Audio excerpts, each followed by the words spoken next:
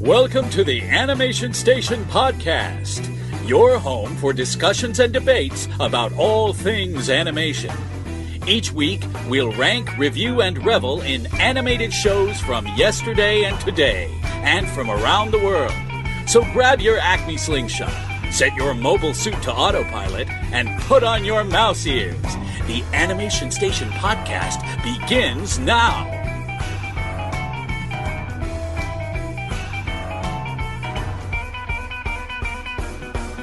Alcohol. Have you been to the Royal Bavarian restaurant in Moore, Oklahoma?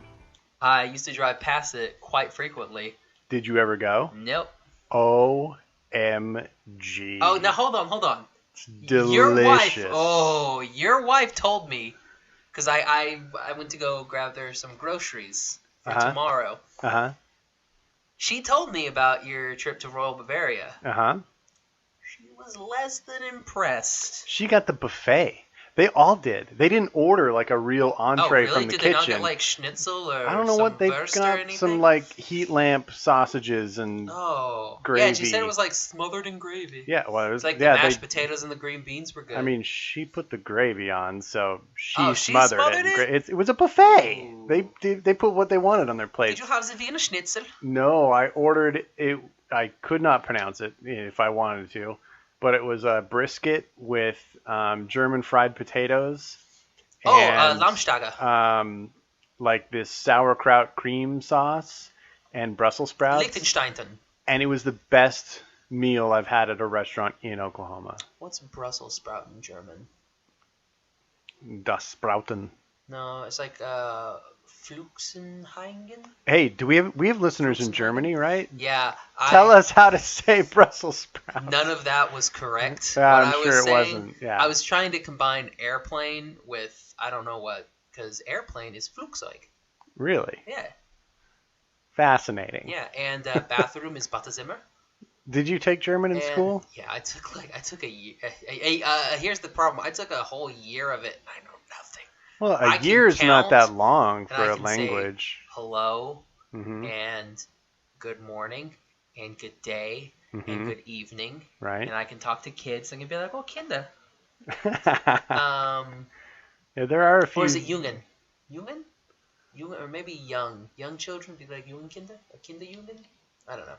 Kid. That sounded like kid youth. Well, it'd be like young kid. Got it. But I don't, because like Spanish, you do like the adjectives after the noun or something like that. Yeah. So I don't think you do it. No, I don't think you do. I think it goes noun and I think it goes adjectives and then nouns. Okay. So it'd be like Junge Kinden. Okay. Kinder? That's an egg. Kinder eggs. We can't have those here. They're outlawed. We don't know anything about German. It's Flugzeug. Oh my god. It's airplane. Oh wow. And Rot you is would red. think this would be rolling into an episode where we're going to talk about a German animated film, but it's not. Gavin, what is this? This is episode 22 of the Animation Station Podcast. An episode in which we're going to talk about an anime film. I'm very excited. Is it German anime films? No, Japanese actually. German? So, okay. Yeah. So, Josh, what's going on? Oh, not much. Yeah? What about you? Did you do anything this week? I mean, we had all our fun themed days at work. Did you participate in any of those? Like Ugly Sweater Day? No, did not do that one. I did. You did. I rocked my ugly sweater, which is brand new this year. It's a sweater. It's fantastic, man. It's a blue base with yellow, like a classic kind of sweater pattern in yellow on it, but then embroidered across the chest is Santa Claus riding a stegosaurus. It's majestic, and I love it. Jeez. Yeah. Yeah, I didn't do any of the stuff this really? week. I wanted to do today's, but I didn't have anything. What was it? So it was retro? Dressed Like Your Favorite Decade. Oh. But, I mean, I only have clothes from this decade. Yeah. So I don't have my suspenders, or else I would have done my Jack. Your Jack? I basically look like Jack from Titanic when we did the 20s party. Oh, okay. It was like yeah. brownish chinos, a white shirt and suspenders. Yep, And a I hat. remember that. That was cool. So yeah, I mean that's about it. I mean we went and saw. What did we see? Was it last weekend that we saw Rogue One? Star Wars, yeah. Golly, it seems like so long since then. It's been too long since I saw Rogue One. I need to see it again. But yeah, that's you about could say it. It's been a long time. Long time. Yes. Like Obi-Wan said that in the movie Star Wars. Yes, he did. Yeah, next week it's Sock Day. That'll be fun. Oh, wear your zany socks. Wear zany socks. Yeah. And it's Rockin' the New Year on Friday. So wear your so favorite. You're probably going to be wearing the Beatles. I'll be wearing a Beatles shirt, that's for sure. So here's what Josh did. Okay. Because I don't know when my EXO shirt is going to be ready. York's still working on that. Okay. But what is he doing to it? He's modifying things up. Yeah, there's some modifications that need to be done. Is he bedazzling? It's not being bedazzled. It's pretty bedazzled as it is. Okay. It is EXO. But if there's any EXO listeners out there, please give us a shout out and let us know. He's my boy. Yeah, so I have that one, but I don't know if it's going to be ready in time. So last night I went and purchased one of my other favorite bands. The from Jay Giles Band. No? Was very close. Okay. I went with this little band from Pawnee, Indiana. Okay. Can you think of what their name is? Mouse Rat? I got a Mouse Rat. Yes, I love it. I was like, that's amazing. Man, what's a good band? And I've been rewatching Parks and Rec, and I was like, Mouse Rat went up $12. One of the best fictional bands of all time. So good. Yeah. I love it. Wasn't there a band in Bones called Gormagon? That one really weird, lucid fever dream that I think Booth had. I have no idea. I watched. Bones fans, let me know. I watched like 8 seasons of that show, and I've forgotten almost all of it. It's fun while you're watching, but it's not a show that sticks with you. I don't think. Yeah, it's all right. Not to me anyway. Do you have any? Well, we're recording this on Friday, the 23rd. So we're having Christmas tomorrow. Yep. Which is weird. So we're having the Christmas stuff tomorrow. And then I'm basically not doing... I'm seeing Rogue One again. You're so lucky. I wish I was. But then I'm going to watch Troll Hunters. Oh, I heard about this. Yeah. Hickey's been saying that it's pretty... He watched the first episode and says it's pretty good. What is Troll Hunters? It's the DreamWorks animation. Oh, that's right. That's by Guillermo del Toro. Okay, cool. I did not say Guillermo. Right? It's on Netflix? Yes, it's on Netflix. Sweet. It's an original. That's cool. So I'm probably going to check that out. I got to catch up on a little bit of Real Life, which is my anime right now, and some I'm hoping we can crank forward on season 2 of Gravity Falls this weekend. You don't have that many left. You got about 6. If that. Is there? Yeah, I think there's about 6 left. You've got a 3-part finale, and you're at, what, the last Mabelcorn? I don't remember. That sounds about right. What was the last one that you guys did? Was the last one the I would have to look at the list. Weird Al? The Dungeons, and More Dungeons? No, I think we watched one after that. Stanturian Candidate? Yeah, we watched that one. Okay, yeah. Then after Stanturian, I think is the last Mabelcorn, and then you're on the downward slope. Oh man, exciting but sad, indeed. It is. So, dude, this is our last episode of the year. It is. We got 20. Like 4 times. We got 22 episodes in this year. That's not too shabby. I know. That's crazy to think about.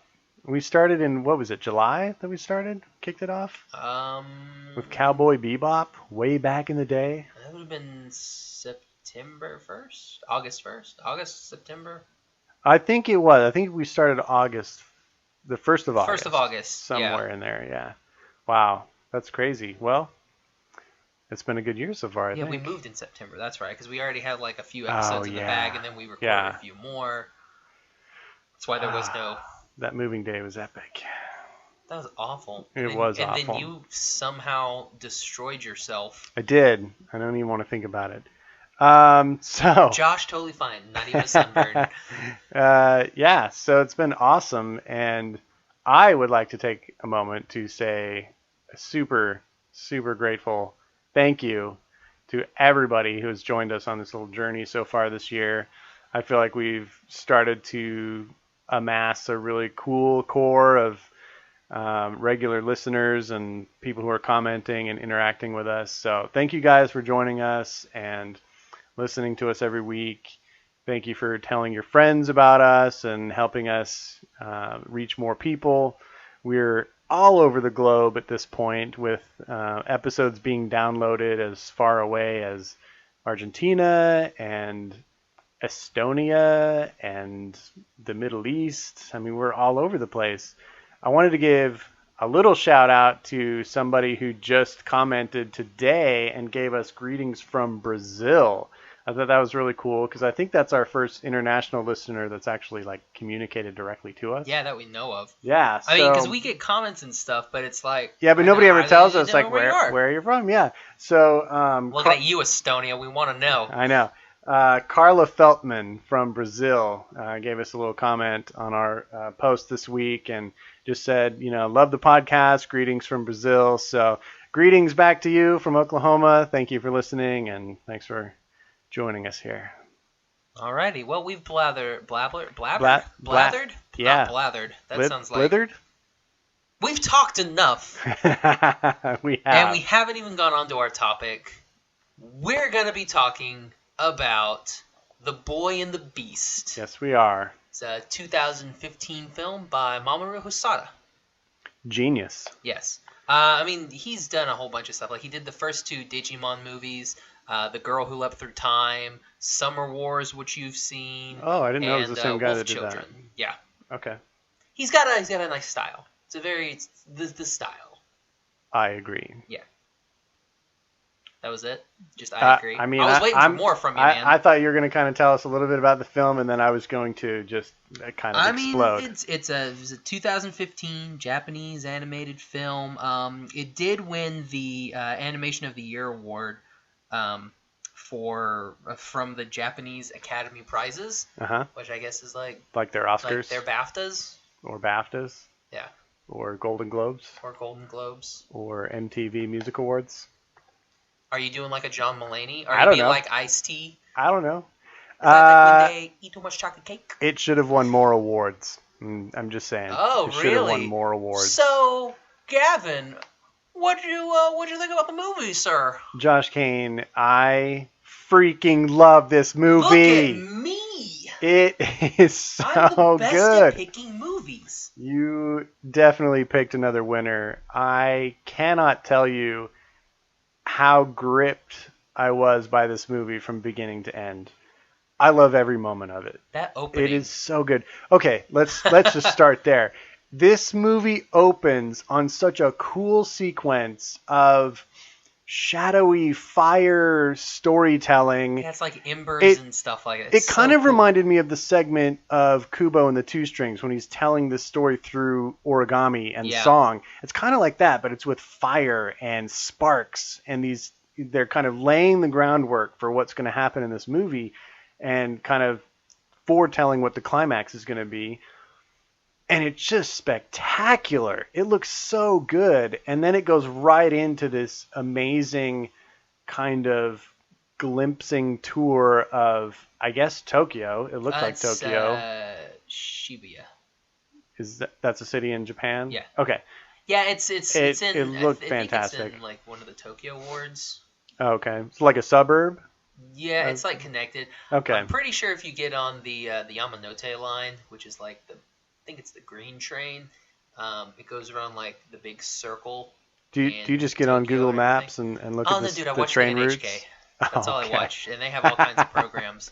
Awesome. Like Tokyo Eye 2020 with Chris Pepler. Yeah, nice. I hate Chris Pepler. Oh, I'm just kidding. He's good.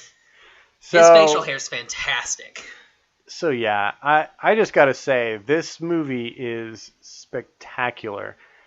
I love the artwork, because you know that is always my number one thing, is the artwork. And the artwork in this is incredible. I think it might be the very best blending of 2D and 3D animation I have ever seen. And Japan's still rocking it with that 2D animation. There's some 3D stuff that comes out of there, but they are still killing 2D. That's the thing, though. They're leveraging CG to their advantage to enhance the amazing level of 2D that they do, because they do, all of these anime feature movies that I've seen, they're always, how do I say it?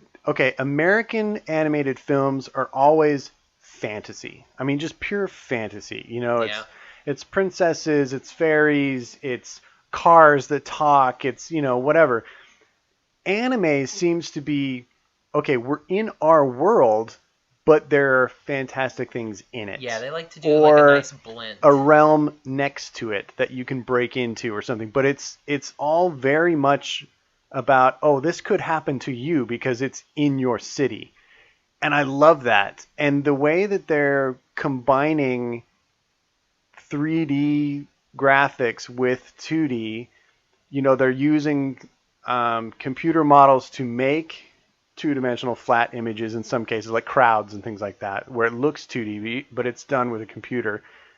And so they can do like sweeping angles and shots that kind of glide in and things like that and look really smooth. But then also textures and environments and things like that. Like there's the one scene where he shoves her up against the fence and you see that chain link fence kind of wrap toward the screen. I felt like I could reach out and touch it. It was so perfect. And they just, like I said, I think it might be the best melding of those two formats I've ever seen. It was just so beautifully done. You never felt like one was really sticking out from the other. You never felt like, that 2D thing is sitting right on top of that 3D thing, and they're different. They're from different environments. It just worked. It was perfect. And then we get to the story and the characters. And oh my gosh, I've never been so entertained by two characters. I heard you busting up a couple times. I just was delighted by the relationship between, I'm gonna butcher their names here. Kyuta. Is it Kyuta or Kyoto? It's Kyuta. Kyuta. And like a cue ball. The Beast. I don't know his. Kumatetsu. Kumatetsu. Just that classic relationship of mentor / big brother / curmudgeon. I mean, it was just so hilarious to see him get frustrated and this little boy just put his foot down, and then they both kind of melt and soften toward each other. And they maintain this gruff exterior, but they are tight by the end. I mean, they're so tight. And in that final like climactic battle at the end, when they like touch hands, oh my gosh, dude! They did such a great job building those characters and the camaraderie between the two. It was like you said. I laughed at so many moments, and I gasped, and I just felt so involved in it. It was so good. Grip the sword. It's in your heart. Just do it. It's in your soul. It's in your soul. Yeah, grip the sword in your soul. Duh. It's like, it's just good. It's like you grip your sword, and then it's a bang and a whoosh. He's like, what? He's like, it's a bang and a whoosh. He's like, you get it? He's like, no. It's so good. And I fell in love with the boy. I just felt like I love the way that he was animated. You can call him Rin, because his name is Rin, and that's a little bit easier to remember. I just got to keep it in my mind. Kyuta. He's called Kyuta. He's a cutie in the beginning. But I love how they gave him this big expressive mouth, and his eyes were really intense. I love his hair. I felt like his hair just really complemented his look. The design of his character was just spectacular.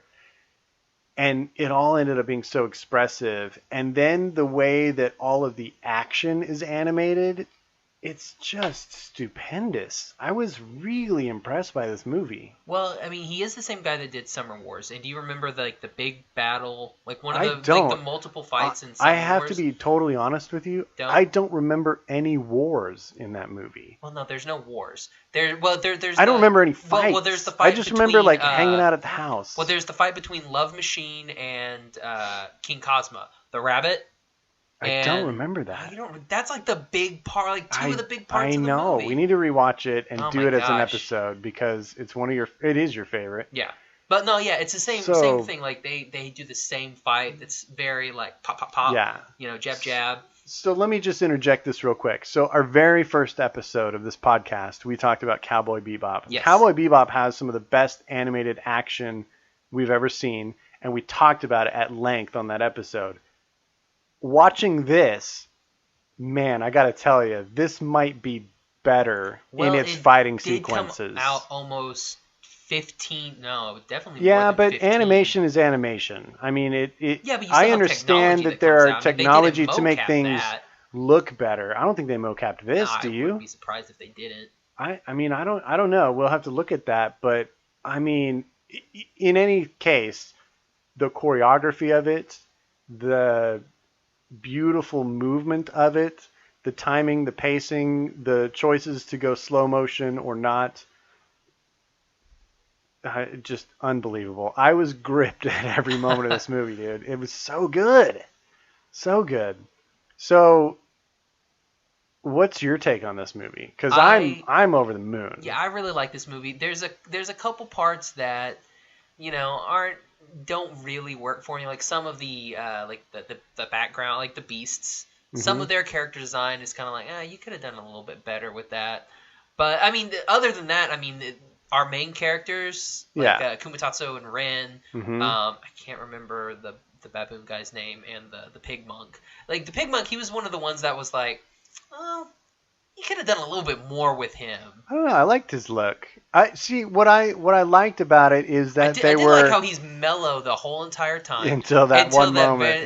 Time at the end, he's like, "What are you doing? Yeah, where are you going?" Really good. So good. No, I think that, or it felt like to me that in that world of beasts, they were kind of going for humanoid with beast features. So I didn't feel like I wanted them to be like him. I didn't want him to be overly piggish. Yeah. And I don't want the baboon characters to be overly baboony or whatever. I love the rival character. I guess they're rivals, but the two that end up fighting it's foretold in the opening, where he has the boar head, the big tusks coming out, and like a lion mane almost. I think it's Iozan. Oh my gosh. Something like that. He was a cool looking character too. They just did such a good job with it. I like the it is also really short though. Is it? Yeah. How long is it? 110 minutes. I felt like that was a week of my life and I never wanted it to end. Well, no, that's the thing. Like, it's one of those, like, you don't want it to end. So much happens. But there's also, like, it could have done a little bit more. Like what? Like, when they go and they talk to the other lords. And he tells them, like, when he walks into the room after he was injured? Well, no. Like, when he goes on the little trip to the other lords. And, like, he meets the baboon guy and the elephant chick lady that, like, goes into the little Buddha statues. Are we talking about when the boy first breaks into that world? No. I'm confused at what part you're talking about. When the our four characters go out, the main lord, the rabbit, gives him those, like, 5 little pieces of paper.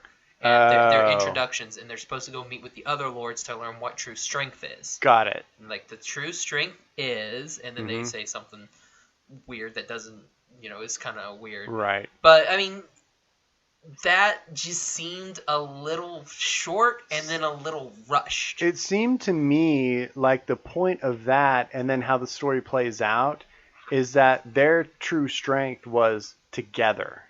Like, it was when they were together that they strengthened each other. Like, all the way up to the arena fight, he needed Kyuda to be there and find his strength. And when he shows up or makes his presence known that he's there, and he finds his strength and he kicks butt. And then at the end, when Kyuta is battling the other human character whose name I can't remember either, Ichiro Hiko. That one, and he has to come together with him as the sword at that point, and together they're strong again. So to me, that's kind of what they were doing, is they were juxtaposing. It's like, okay, you have these philosophies, suppose. But we're kind of a couple of one-off characters, and our strength is the strength we find in each other, because they both made each other better. You Disney this up, didn't you?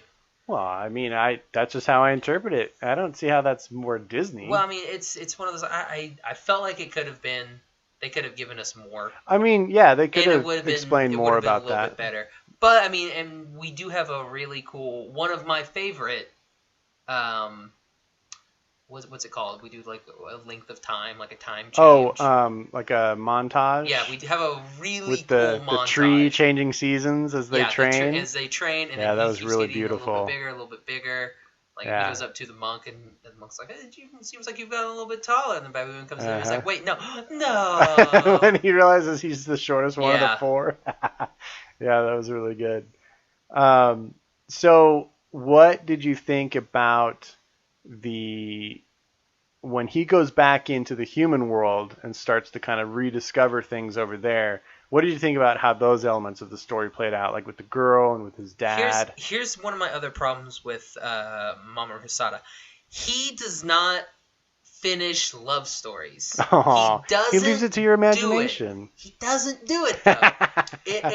It sucks. Like Summer Wars, like we have, we've got the love story between, I can't remember his name, and the Gina Uchi chick, and they do kiss at the end. So there's one thing. It's like, oh, okay, we actually got a little bit of there. Digimon, really not any romance, even though Tai and Sora are destined for each other. Let's see. I'll take your word for it. Wolf Children. Yeah, oh, jeez. Don't start crying. Don't start crying. There. But then there's another maybe secondary romance that may happen that we don't actually go through again. And I haven't seen The Girl Who Leapt Through Time. Oh, okay. But just like in this one, we have a romance, and we're like, okay, so here's this romance. You can tell she likes him. You can kind of tell that he likes her. Yeah. And you're like, oh, okay, this is where we're going. End of the movie. You're going to go, like, let's study together. I'll teach you. And it's like, oh, great. What happens? I threw my pen. Josh has to know. He has to know. It just played out in your mind. It happens how you want it to happen, Josh. The exact story you want it to happen is happening. You just have to imagine it. That's what he leaves you the gift of imagining it your way. Yeah. You just want to see it, don't you? I just want to see it. Yeah. They were cute together. They were super cute together. Yeah, really adorable. Like when he kind of loses it for a second when he sees like the darkness version of himself. He goes up to her, he's like, what am I? Am I a human or a beast? Yeah. And he gets like right up close to her, and then she slaps him, and then like grabs then hugs him. But then like bashes his head against the fence. It's like, come here, pop. It's like, there's a concussion for you. Yeah. Now I'm gonna hug you. I mean, I like it. I like when they leave enough to the imagination that you can assume things happen, you don't know, but you can kind of think of it in a nice way, the way you want it to be. They're not defining it for you all the time. I mean, I think we can clearly see that, they like each other and blah, blah, blah. But they're both young, and, I mean, who knows? Life happens. But I don't mean to crush your dreams there. I wish we got... And she does come to the human world. To the beast world. Yeah. I can't pronounce that. It's like Jinichikra something or other. But she does go to the beast world because she's invited, so I'm guessing the Rabbit Lord, who took all that time. I did like the bit where he's like, I've taken all this time to finally decide what I am. What are you going to be the god of? Decisiveness. Yes. And then he hems and haws too long to even get that. Oh, that was great.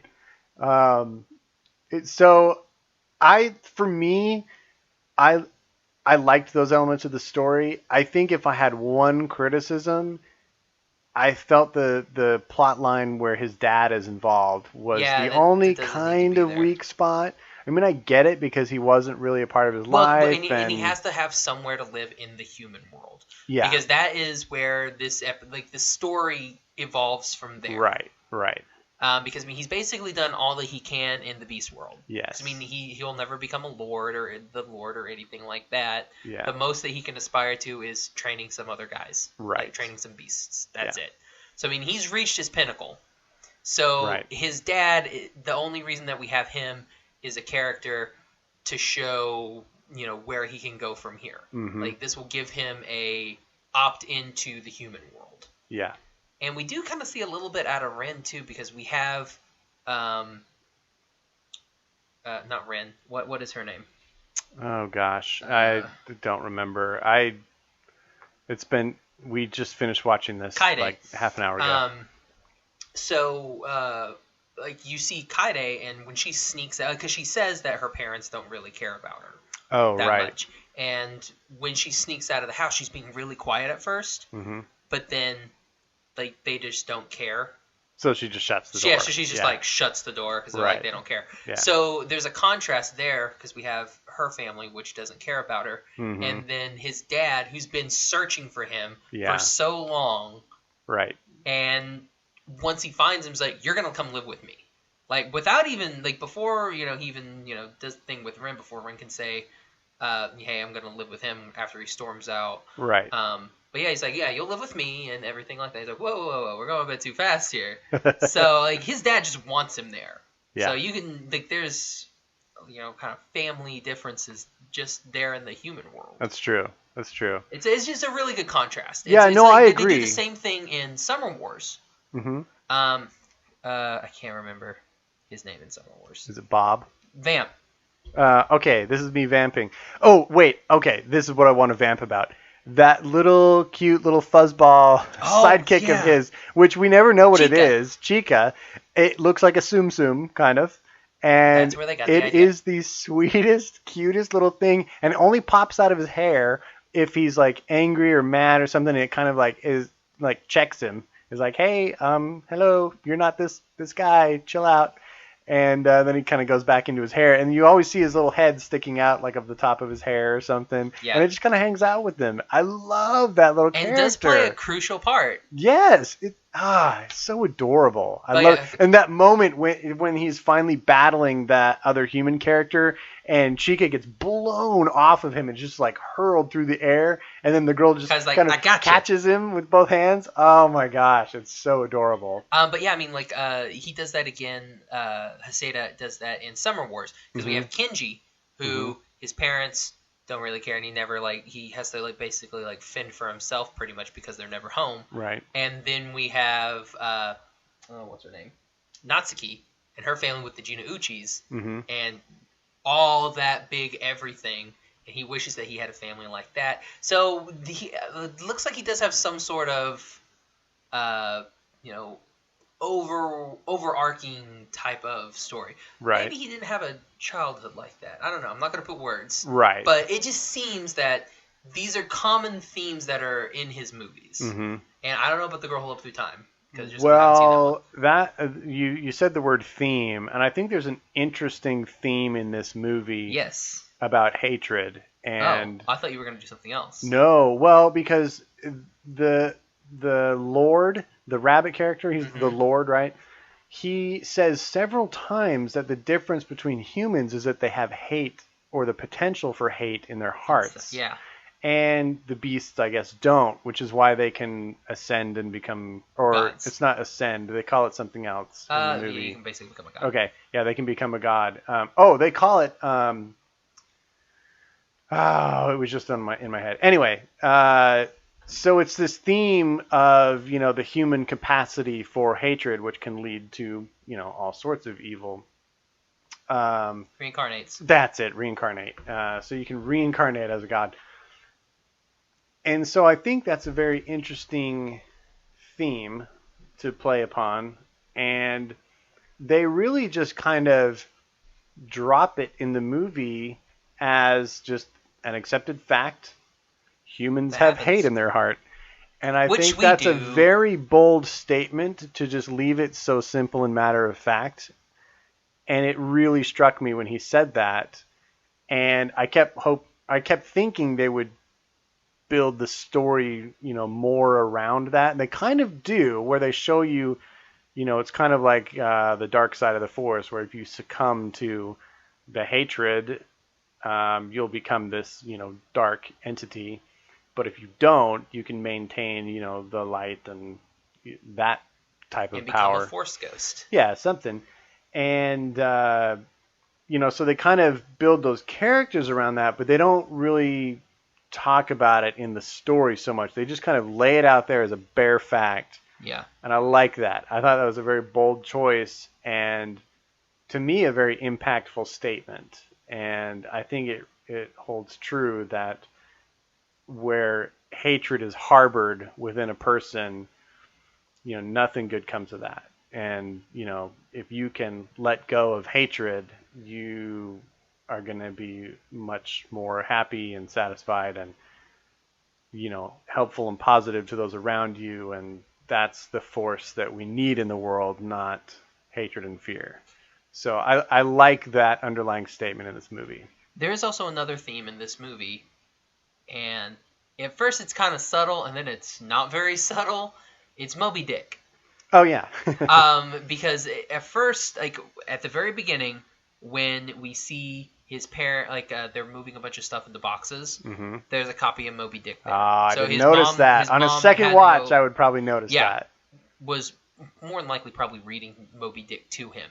Oh, could be. Then that's probably why he picked it up when he went to the library. Exactly, that's the first book he went to. Moby Dick. That's true. And then when we're having that passage of time where he's learning English and everything, those are all chapters in Moby Dick. Right.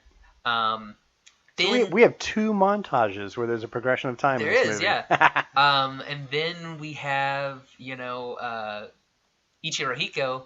Like, at first he goes to return that copy of Moby Dick to Kaide. Right. Ren does. And, it gets knocked out of his hand. Ichiro Hiko picks it up. Yeah. Reads is like, oh, a whale, eh? Yeah. And I'm then gonna kill you with your own big thing. giant whale. And how cool was The whale's that? so cool. The way that they made it like a shadow under the water, but it was under the streets.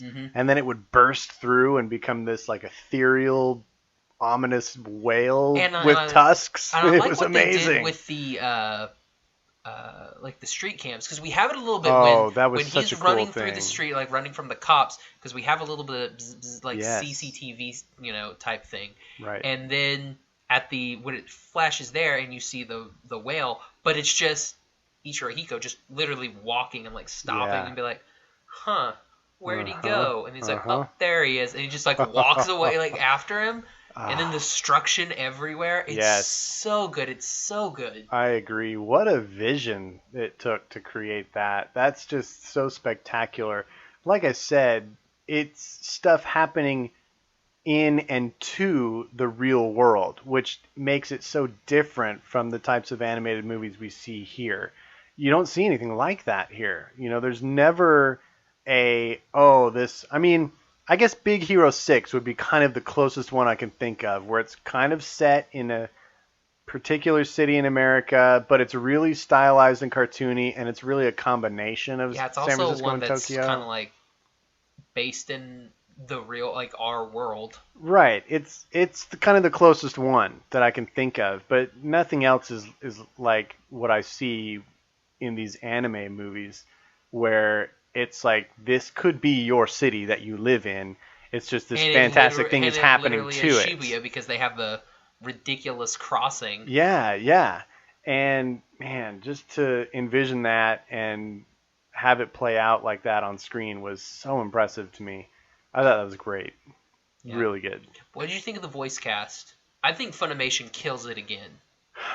I think it was really top notch. The only one that I kind of was a little distracted by at times was the monkey character. Oh, the monkey. I don't remember his name. Yeah, he was a little over the top sometimes. I think that's Ian Sinclair. It was really neat to hear Morgan Berry in a movie, the guest that we had on several episodes ago. It was really neat to hear her. Hiko. Yeah, when I heard the voice, I was like, "Ooh, this is her," and I was really listening, and I thought it was really good. I mean, she talked about on our show how she really felt natural doing little boys characters, and I thought it was great. She sounded like a little great. boy. It was really good. Yeah, I mean, we've got Kumatetsu, who's John Swayze.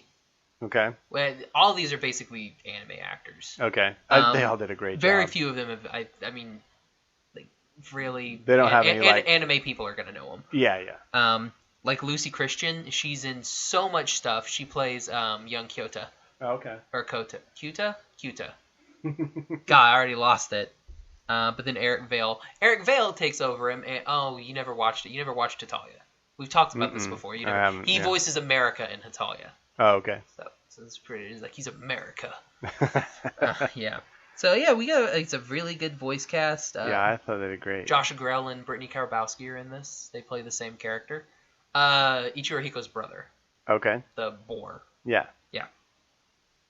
So yeah, what a really good. Okay, that character, the way that he looked and the way that he was wearing like that red ascot, it totally reminded me of, I cannot remember his name, but in Pee-wee's Big Adventure, his nemesis, what is his name? Do you remember that? Can you picture him? No. Oh my gosh, that's all I could think of. I watched it was cracking part me of up. this last one that just came out. Oh, I didn't watch it. My roommate was watching it, and I was sitting there with him, and he was like, "Ha!" He was laughing at everything. I'm just sitting there like, "Really?" It's really That's good, funny? but I know that you're not a big Tim Burton fan, so it makes sense that you wouldn't have seen those movies. Oh, I didn't even know those were Tim Burton movies. Yeah. Oh. Yeah. Yeah, that was his first big hit, was Pee-wee's Big Adventure. He was like, "Ah!" He was like, that's all I got. That's all I remember. It's a good Paul Rubens, man. Whew. So, man, I'm still just buzzing over this movie, man. Great pick. Well, Great pick. I dare even ask, what you rate this. Because if you don't do... Yeah, no, this is an instant 5 Jiminy Crickets for me. Let's say if you don't get out of this house... thing. I'm so happy we loved it. It's so good. Yeah, it's a 5. Yeah. Which it kind of stinks that the last 4 movies that we've done, I've all given 5s. Hey man, we end the year strong. Yeah, I thought we did. I mean, last week's episode, The Lion King, can't really go Heck wrong. yeah. And then Rise of the Guardians before that. Yeah, that was really good. Jeez. See, so I can show you ones that you love too. Yeah. It goes both ways. Yeah, okay. You showed me Lion King for the first time. No, Rise of the Guardians. Come on, man. Give me some love. All right, so we're going to do a top 5? Yeah, I think we're ready to go for the top 5. I'm ready. Let's go. And now for another top 5. Alrighty, so this time on the top 5, I get to go first, right? You do get to go first. Right. And we're going to be discussing a great way to end 2016. Our top 5 animated orphans. Yep, because our movie today featured an orphan, and we thought, why not? There's a lot of animated orphans. And hey, it's really a positive note, because in almost every case without fail, when we see an animated orphan, they usually come out on top. They're usually heroic, or, they always have happy endings. So. I don't know, Ichiro Hiko. Yeah, he didn't so much. That's true. Well, I mean, he kind of does at the end. I'm not sure if he remembers everything. Yeah, that's true. He kind of wakes up and he's like, guys, what's going on? I remember this. All right, so top 5 animated orphans. Go. All right, so for my number 5, here we go. You're gonna think this list is weird. Okay. My number 5, I went with Goku from Dragon Ball Z. I didn't know he was an orphan. Yeah. Nice. I bet my roommate would love that. Probably, and Ryan too. Yeah. I went with Goku. Nice. He's sent to basically Superman style. Like, his planet is being destroyed. Okay. And so they send him off. Is it the same kind of thing? Like, that's why he is kind of super powered? He's a Saiyan. I don't know what that is. Oh, well, you know what? Thinking about it is very much like Superman. Yeah. Because there are other groups that do kind of like his own people do come after him. So kind of like Can shards of his own planet weaken him? No. Okay, then it's not like Superman. No, because he's not a wuss bag like Superman. Oh, strong words. Bring it on, Clark Kent. All right, so my number 5 is from a Disney movie. No. Which I don't know if you've seen or not. I've seen all the Disney movies. No, you haven't. We proved this last time. From Brother Bear, it's the little orphan bear named Coda. I think Brother Bear is a very underrated Disney movie. It has some of the most spectacular animal art. Like, even compared to Lion King, a lot of those people worked on Brother Bear too, including the amazing Aaron Blaise. And the work that he did on the bears, so good. So good. And he's a cute little bear. They have a cool little camaraderie. Phil Collins soundtrack. I love that movie. Phil Collins soundtrack. Coda. It's very good. Okay. My number 4. Can you even picture what Coda looks like? I'm guessing he's that brown bear that's on the cover of Brother Bear 2. That's on Netflix. Yeah, but he's also on the cover of Brother Bear. But that's not on Netflix. I only know it's on Netflix. We'll have to watch that. That's my problem with Netflix. They always have like part 2s of everything. They're getting better. They've added a lot recently, but yeah. Yeah. I don't want to watch Pocahontas 2. Dude, it's great. She goes to London. I know. I'll just imagine it. Because we think John Smith gets murdered at the very beginning, and then they're like, "Oh, he died." And they bring her back to London because she's gonna marry some other guy. But John Smith, he's alive. And they're like, "Let's get married." And they're like, "Okay, let's get married." And then they go back. This has been 20 seconds of Pocahontas 2 by Josh Kane. Yeah, that's all we needed. That's the movie. All right, what's your 4? My number 4. Get ready for this one. Okay. I want to let you take a sip first. We're going to go Anakin Skywalker from Star Wars. Wow, nice. Because we got him in Star Wars The Clone Wars and in Star Wars Rebels. And Star Wars Clone Wars. And Star Wars Clone Wars, yes. All 3. I don't know what else he was in. I didn't know he was in Rebels. Well, I think he's Darth Vader in Rebels. Oh, okay. I haven't watched any of that So technically, he is. Yeah. No, that's good. It's funny because I was looking up lists of orphans in fictional characters, and I came across him, and it didn't even occur to me that, he's in these animated shows. Same thing, because I was looking, I was like, I can't think of another, and I was like, Darth Vader? That's right. Oh, he is! And I was like, Anakin. Very nice. Nicely done. Little Annie. I missed Little out Orphan on that Annie. Boom! Oh, nice. Can you draw that? Can you draw like Little Orphan Annie? With like the white eyes with no pupils? Well, just draw like Anakin, but in that dress. I will. With red curly hair. I may do that. That's a good mashup. Yeah. Surely it's been done, right? It will be now. Okay, I'll do it. Putting the podcast out. I'll do it. All right, so my number 4 is from an incredibly recent Disney movie. I'm going with none other than the demigod Maui, who's totally an orphan. Oh yeah, I guess. And he's totally awesome. I was absolutely entertained by his character, his design, his singing. Surprisingly, I thought Dwayne did a delightful job. So Maui is my pick. Did you like Lin-Manuel's version? Yeah, I did. I thought it was good. See, here's the thing. I don't like him as Hamilton. Oh, the show would be much better with somebody else. Somebody else. He's too passionate about it. He gets too excited, and it needs to be better acted. Yeah. So to speak. I love Lin-Manuel Miranda. I like everything I've seen him in, and I like his work. But yeah, he was way too invested in that role. Yeah, if you listen to the soundtrack, it's one thing, but when you actually see him do it, agreed, it's completely different. Because I mean, you're in a studio, or you're on stage actually jumping around and singing, and you're like, oh, calm down, man. Agreed. All right, my number 3 was a little bit tougher and probably could have been higher on the list, but my other 2 I think are pretty solid. Okay. My number 3, I went with Simba from Disney's The Lion King. See, I thought about doing him, but well, here's the thing. I looked up what an orphan was. That's true. For a while, he is orphaned.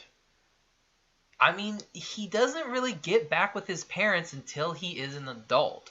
Like, but you can be an adult orphan. Would you consider Kyota, Rin, from what we just watched, would you consider him an orphan? I would. Yeah.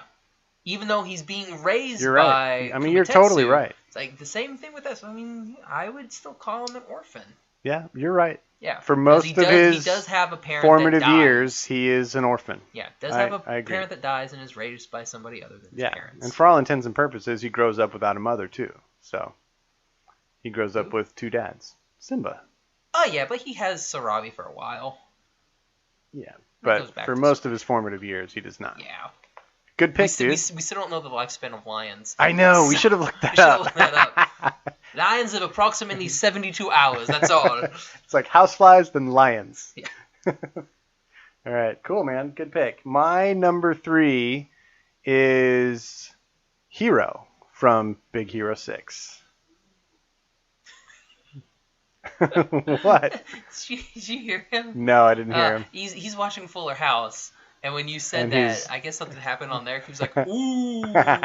It's really good. Nice. Yeah, so it starts out super sad, as we all know. You mean Hiro? Hiro, yes. Like Nakamura? Says? Is that his? Hiro Nakamura? I just go with Hiro. Or is that Hiro from Heroes?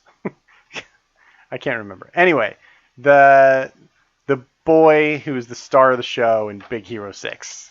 Is my pick. I think he's a great character, and I love the story arc that he goes through. And I would love them to do a Big Hero 6 too. Well, unfortunately, we're probably not going to get that. But, we are getting... What? The TV show. Oh, yeah! We're getting the TV show. That's cool. Hopefully we'll get a little something at D23 this year. Yeah, I bet we will. Because I don't anticipating it coming out into the fall. Yeah, probably not. Yeah. That'd be cool. Okay. For my number 2... You will not know these. It's from the anime Full Metal Alchemist and Full Metal Alchemist Brotherhood. I went with a duo. Ooh. I went with Josh Kane cheats again. Not really. I mean, because they're brothers. Cheating. I went with Edward. Got to pick one. I went with Edward and Alphonse Elric. Wow, they sound very Middle Ages, like Elric? England. Well, Elric. Kinda. It's basically based in like the. Well, it depends. Sounds like you really know this show. Well, no, it depends because like timelines get kind of weird. Okay. Because there's one part, it's like a different world, so it's like an alternate where they're. But then they do a crossover in Conquerors of Shambhala, I think was one of the movies that they did. Yeah. And that one we actually go to the real world, so. We go to like 1930s Nazi Germany. Whoa. So, and the parallel there, like the parallels are, my gosh. Yeah. Like there is a guy, he's called the Führer. Ooh. And they're basically called the military. I take it this is a very dark show.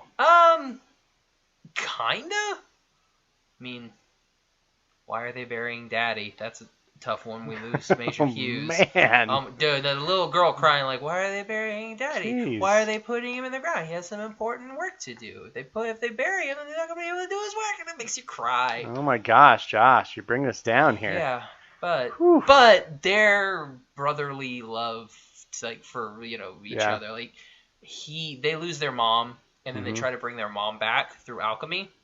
Okay. Which equivalent exchange says you have to lose something in order to gain something. Right. But you can't lose a life in order to gain a life back. So it goes horribly wrong. So it takes their brother, Alphonse's soul, and takes it away. And Jeez. so, and I think he loses an arm at that point. And then he's like, oh snap. So to bring his brother back. So we're down a soul and an arm at this point. And mom's still dead. Still dead. I think mom may be alive at this point. Maybe. I'm not 100% sure, but she's turned into this monster. So then he has to bring his brother back. So he does the same thing again, but can't get his brother's body. He can only get his soul. So he transmutes his soul into the suit of armor. Nice. And then loses a leg. Oh my gosh. Yeah, it's a happy anime. Not worth it. This is crazy. Oh, no, it's great. It's fantastic. I think Liam likes it. Yeah? So, if Liam likes it, I know a lot of people like it. It's a hugely popular series. So good that they had to make a second series. Nice. Whew. What was that, That was number 2. Okay. All right. My number 2 may surprise you a bit. Doubtful. It might. I'm going with Ren or Kyuta from The Boy and the Beast as my number 2 orphan. I had a feeling he was at least going to make your honorable mentions. Oh my gosh. I fell so in love with this character. I love everything about him. I can't wait to watch this movie again, dude. It was so good. I'm very, very pleased. So that's my number 2.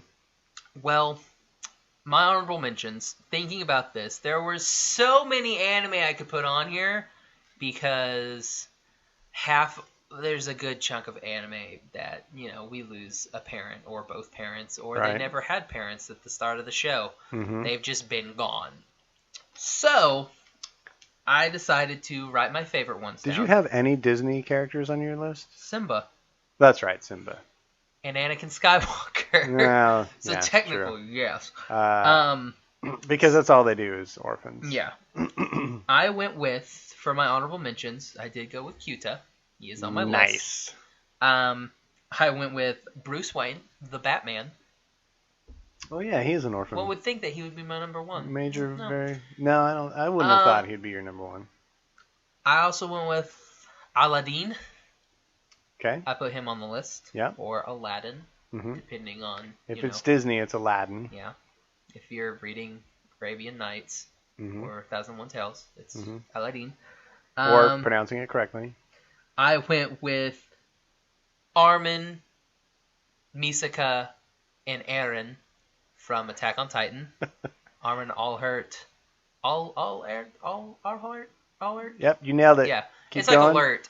Eren Yeager and Misaka. I don't know what Misaka's last name is. We'll go with Yeager because she's adopted by them. Yeah, that's a fun one. So her parents die.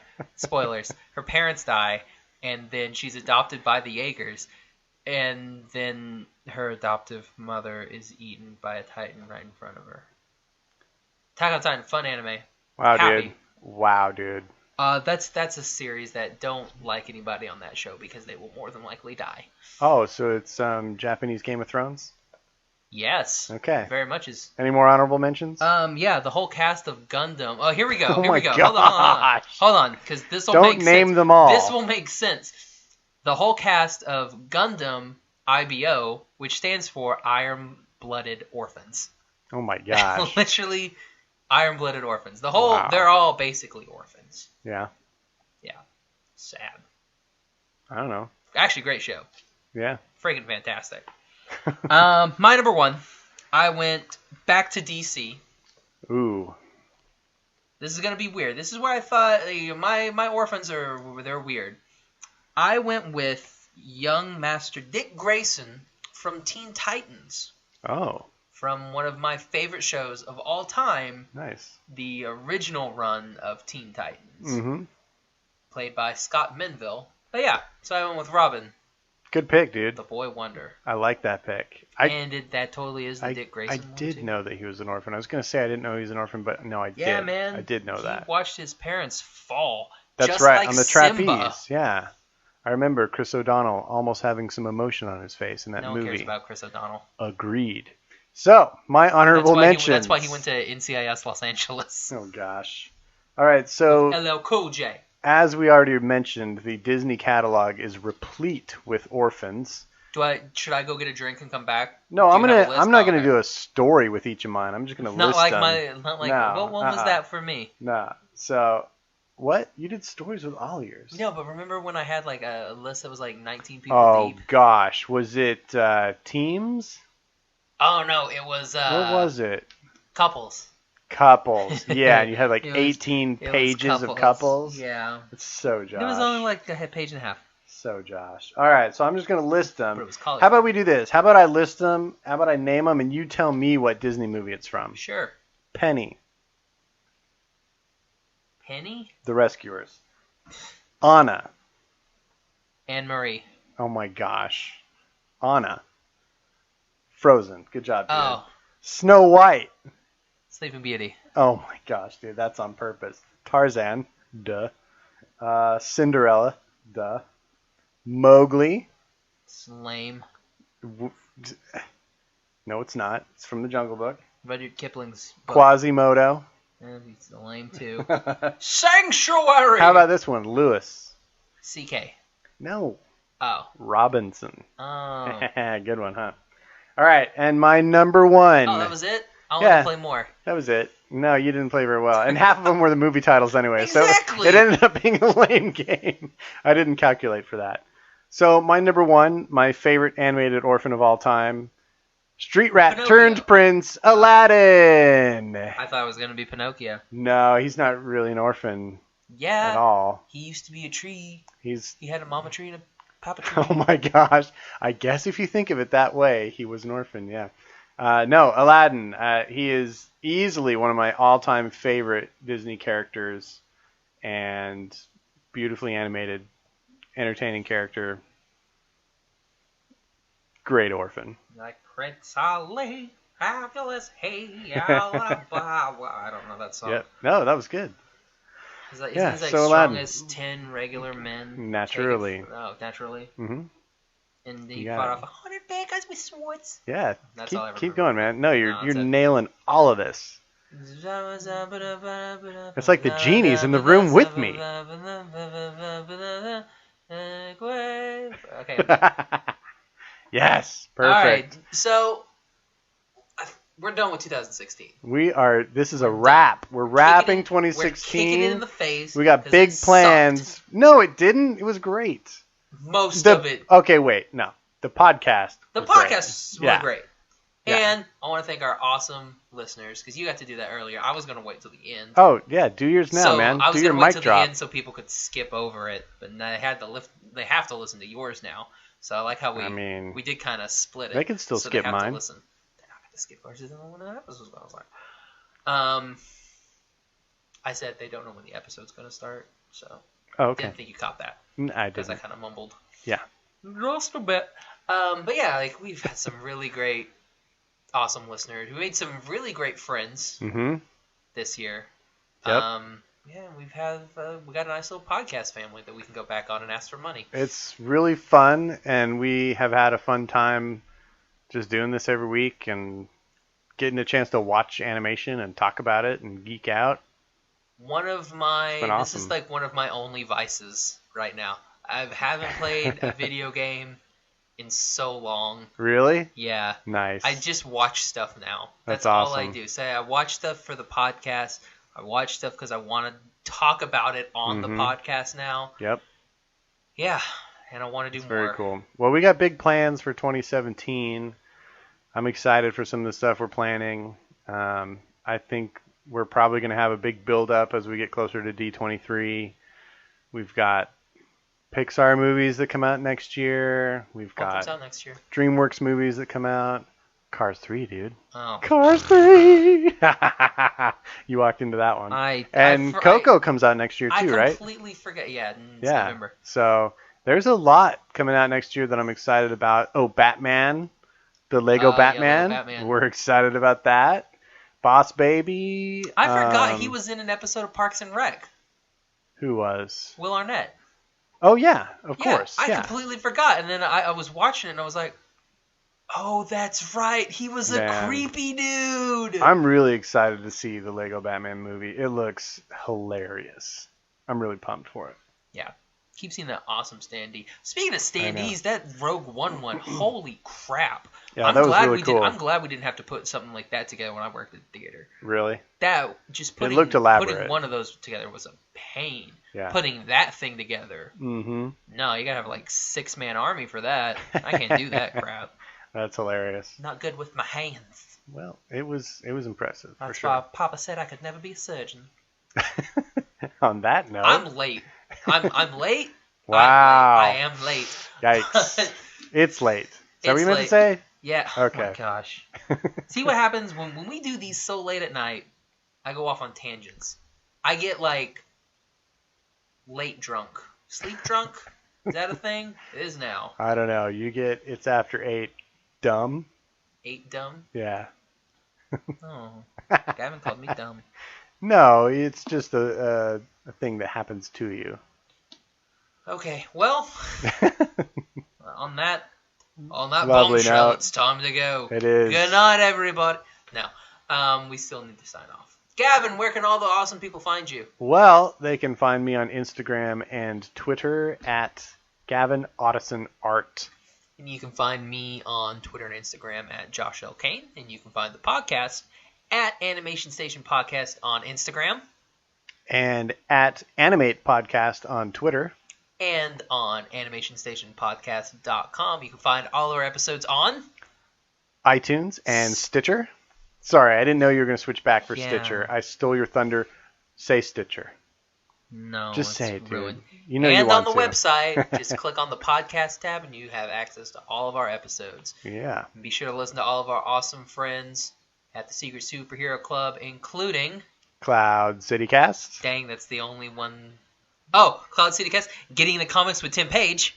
And they moved it to another one. Yeah, there's another one, but you can find it if you go to the Secret Superhero Club podcast network page on Facebook. Yeah, sure. Whew, that's a mouthful. Yeah, be sure and check us out. We'll probably be on the Cloud City Cast because we're going to talk about some Rogue Yeah, we One. may join them to talk a little Rogue One. We may have a little extra surprise for you guys next week. Stay tuned.